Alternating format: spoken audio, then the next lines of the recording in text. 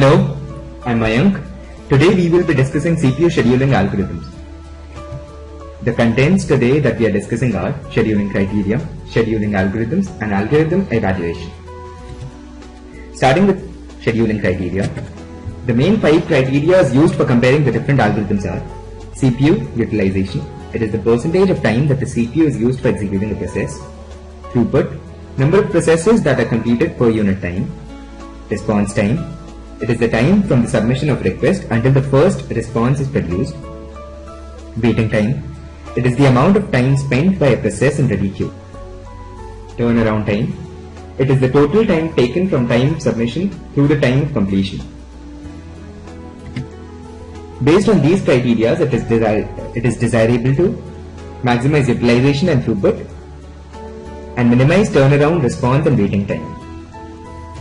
Now starting with the algorithms, the 4 basic algorithms are FCFS, that is first come first serve, SJF, shortest job first, priority and round robin. In FCFS, the process that has requested for the CPU first will be allocated to the CPU first. Taking the example of P1, P2 and P3, looking at the Gantt chart, we can calculate the waiting time for all the processes. So for P1 it's 0, P2 is 24 and P3 is 27. Average waiting time is 0 plus 24 plus 27 divided by 3, that is equal to 17. Similarly, average turnaround time comes out to be 27. Taking another example of P2, P3 and P1. In this example, we are using the same burst time, but we are changing the arrival of different processes. First P2 is coming, then P3 and then P1. Now the average waiting time in this is 3 and the average turnaround time is 30. We can see the difference in the 2 examples, which is because of the arrival of different processes at different times. The first example is the convoy effect. All the other processes wait for one long running process to finish. The FCFS algorithm is non-preemptive. Non-preemptive means that when one process is running in the CPU can't be allocated a new process until the previous process has terminated. Now SJF will be discussed by Divya. Hello everyone, I am Divyansh Shrivastava and today I will be discussing about shortage of algorithm. In shortage of algorithm, the process having the minimum CPU burst time is executed first, and in the case of matching burst times, FCFS algorithm is followed. Now, SJF is further categorized as non-preemptive and preemptive.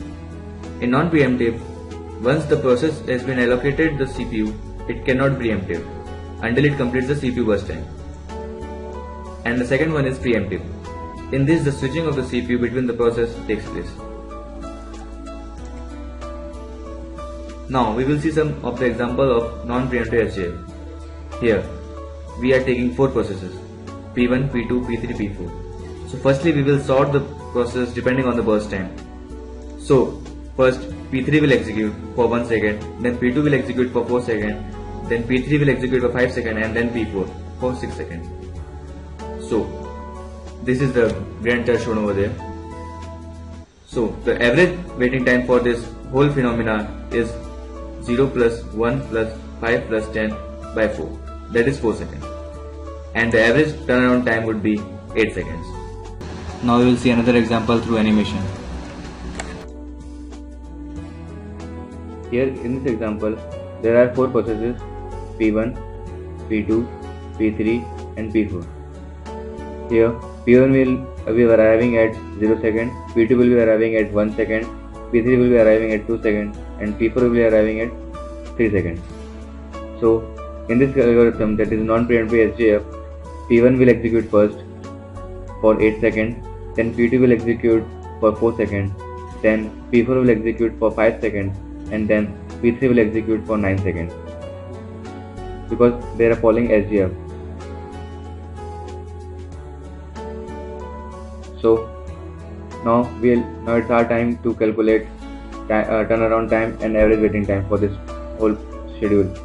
So for average waiting time for P1 it will be 0 minus 0, that is 0. For P2 it would be 8 minus 1, that is 7. And for P3 it would be 17 minus 2, that is 15. And for P4 it would be 12 minus 8 equals to 9. So the average waiting time would be 0 plus 7 plus 15 plus 9 by 4. Similarly, average turnaround time will be calculated as shown in this animation. Now I will ask my friend Akash, which will continue the priority and round robin algorithm.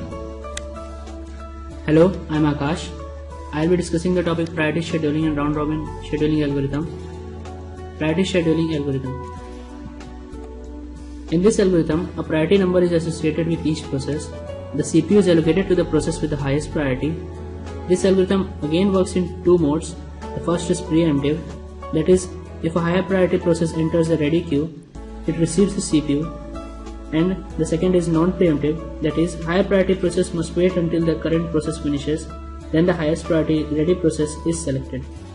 The main problem with priority scheduling is starvation, that is, low priority process may never execute.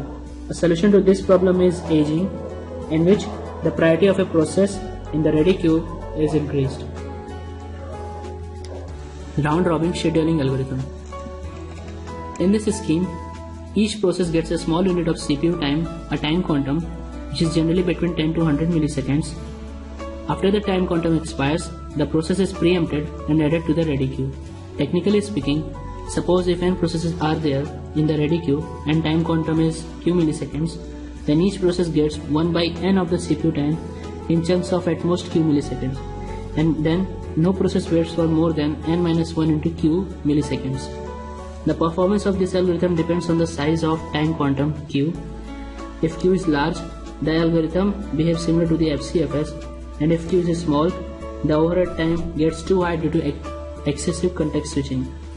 One general rule followed is that 80% of the CPU burst should be greater than the time quantum. Here we have demonstration of this algorithm with a time quantum of 20 milliseconds. We consider 4 processes, that is, process P1 with a burst time of 53 milliseconds, process P2 with a burst time of 17 milliseconds, and process P3 with a burst time of 68 milliseconds, and process P4 with a burst time of 24 milliseconds. The resultant Gantt chart is as shown, along with the calculated average waiting time and average turnaround time. Next, we have a graph showing the variation of turnaround time with the time quantum. As can be seen from this graph, the average turnaround time of a set of processes does not necessarily improve as the time quantum size increases. In general, the average turnaround time can be improved if most processes finish their next CPU burst in a single time quantum. Now we'll see another demonstration of the round robin algorithm through animation. In this video, the time quantum q is 1 millisecond. Based on the arrival time, A comes at 0 millisecond, B comes at 2 millisecond, C at 4, D and E at 6 and 8 millisecond respectively. Depending on the service time, the CPU is allocated to different processes at different time quantums. Hello, I'm Sandeep and I'm going to discuss multi-level queue scheduling algorithm. So we use multi-level queue scheduling algorithm when we can classify the processes into groups, like when there are foreground and background processes.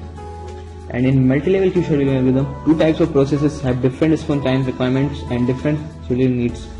And this is the main advantage of, and the user may want to have more priority for foreground processes over background processes, which we can assign externally. So basically in multi-level queue scheduling algorithm, we partition the ready queue into several separate queues, and then all processes are assigned to one queue based on some property of the processes such as memory size, process priority or process type. And in a multi-level queue scheduling algorithm, each queue can have different scheduling for its processes. Like foreground queue might be scheduled using round robin algorithm, and background process queue might be scheduled using FCFS algorithm. And in the multi-level queue scheduling algorithm, we need to schedule queue also, which is commonly implemented as fixed priority preemptive scheduling. Now this is a common example of multi-level queue scheduling. In the example, there are 5 different queues: system processes queue, interactive processes queue, interactive editing processes queue, batch processes queue, and stream processes queue. So a system processor have a more priority, and stream processes has less priority. So because of this, lower priority processes result to starvation. So there is a idea to remove the starvation. It's time slicing. So in time slicing, we assign a certain portion of CPU time to different queues based on some properties. So every queue must get CPU time to schedule its processes. Like for example, foreground queue can be given 80% of CPU time for round robin, and the background queue can given 20% of CPU time for FCFS. So now let's start with multi-level feedback queue scheduling. In this algorithm, the process moves between different queues depending upon the different CPU burst times. Here, queues are assigned a different priority depending upon the time quanta. That is, lower priority queue will be having minimum time quanta. Here, if the process waits too long in a lower priority queue, then it can be shifted to higher priority queue so that we can avoid starvation. Here, a multi-level feedback queue scheduler is defined by the following parameters. That is, number of queues, scheduling algorithms for each queue, method used to determine when to promote a process, method used to determine when to demote a process, and the last one, method used to determine which queue a process will enter when that process needs a service. So now, let us consider an example of 3 queues with a number of Q0 with time quanta 8, Q1 with a time quanta of 16, and Q2 with time quanta 32. Here, when the process is entering into the ready queue, it is put into the Q0, so that if the process is not executed within a time quanta of Q0, then it can be automatically shifted to next queue, that is Q1. The process continues till all the processes are executed. Here, the process that are not executed within a time quanta of 8 is pushed into Q1 with time quanta of 16, and the process which is not executed within a time quanta of Q1 is shifted to Q3, which is following a FCFS algorithm, so that it can be all the processes should be executed. So now Sandeep will talk about techniques of algorithm evaluation. So now we will see the techniques for algorithm evaluation. So basically in algorithm evaluation, we measure the performance of different scheduling algorithms to compare which algorithm is better in different cases. So there are 4 types of algorithm evaluation: deterministic modeling, queuing models, simulation, and implementation. So now we will see the deterministic modeling. So this is the first example of FCF scheduling for deterministic modeling. So in the example, there are 5 processes: P1, P2, P3, P4, P5 with respective burst time of 10, 29, 3, 7, and 10. So as we can see in the Gantt chart, processes are scheduled as first come first served basis. Now this is the example of SJF. So first we need to sort the processes according to their burst time, then schedule to the CPU. And now this is the example of a round robin algorithm. So here the content time is 10 milliseconds. So as we can see, the every processes are scheduled to CPU for quantum time. After this, we calculate the average waiting time, turnaround time, and response time for all the algorithm, and then measure the performance of algorithm. Thank you.